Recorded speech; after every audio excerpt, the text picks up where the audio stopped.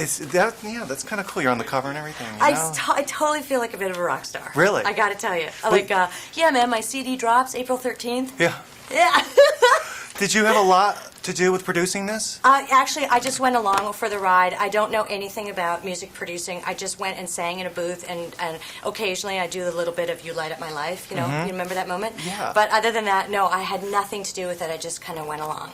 Well, you obviously had been singing before. I sang in musical theater, yeah. Yeah. I did a lot of musical theater before I got into Second City, and it was a joyous time for me. I did The Music Man, Anything Goes. I played Reno love that Sweeney. stuff. Yeah, I had like 13 solos, and I tap danced and everything, and I thought, I got to write about this time in my life. And, you know, and I was a dinner theater performer as well. That's funny. Yeah, because you do.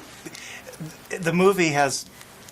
I don't know. It's almost a parody of the dinner theater. Sometimes they can be fun, but the perseverance of the performers because they're not paid very well. You know what? I think everybody has perseverance. I think in order to get up, go to a job you're not particularly fond of, work in a cubicle beside that guy that always makes the bad jokes, and go home and feed your 2 kids and say hello to your wife. I mean, that takes perseverance, and we live in a time of fear and terrorism, and we all have to get up, and you got to just have like a plucky can-do attitude. And that's what I just try and like layer into these characters of Connie and Carla, that against all odds, these girls are going to pursue their dream. And I think that's why people are relating to it, because we all are. We're all pursuing the American dream. When did you write the original script? The original, and it changes a lot. Some scenes in the movie that you're seeing right now are absolutely intact from the first draft, and some I change right up to the minute people are shooting it. They're like, get lost, we're shooting. But I wrote it a long time ago. I had written My Big Fat Greek Wedding, couldn't get it made, and then I thought, someone said to me, you know, there's no market for a Greek script, and I went, well, what else do I know? Okay, I know musical theater. So I wrote this and then put it in a drawer, and before My Big Fat Greek Wedding broke any records, but it was out in theaters and it was doing well, and Spyglass and Universal came to me and said, do you have anything else? And I went, I have this dusty old script in my drawer about 2 girls who like to sing musical theater, and they went, bring it. Yeah, because after that, after it broke all the records as an independent, the highest grossing, all that. It's so funny the way because I've heard you in other interviews talk about that. There was no market for this. It's so funny. I know. But honestly, Spyglass and Universal, because they came in before it broke records, I trusted them. Because I had a lot of new best friends after I can imagine. that I was like, I don't know. And it was a very heady thing, but this was a very good grounding thing for me to go with people who had come in before anything crazy happened. It was in theaters, but it had not.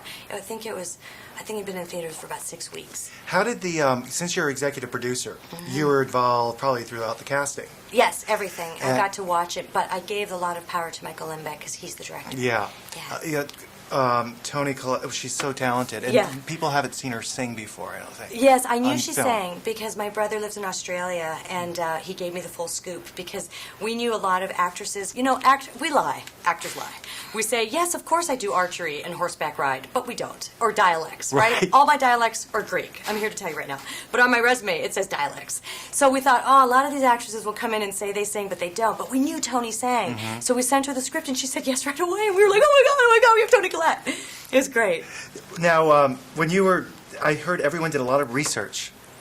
Drag shows, did you as well? I did a lot of research. I went to a lot of clubs and just watched female impersonators. I watched everything I could. I asked them questions about their makeup, and they said, one of them said to me, "Don't make fun of us." And I was like, "Oh, I would never. No. This is a movie in a positive way, and it's accessible for everybody. Everybody who liked My Big Fat Greek Wedding, I want them to know that I would never let them down and write something crazy and not like my world at all. This is the same movie. I've written the same movie twice." Yeah, and sold. Yeah, that's great. Exactly, suckers. It was nice to meet you. Nice to meet you It's too. warm in here. Are you? I know. You guys are.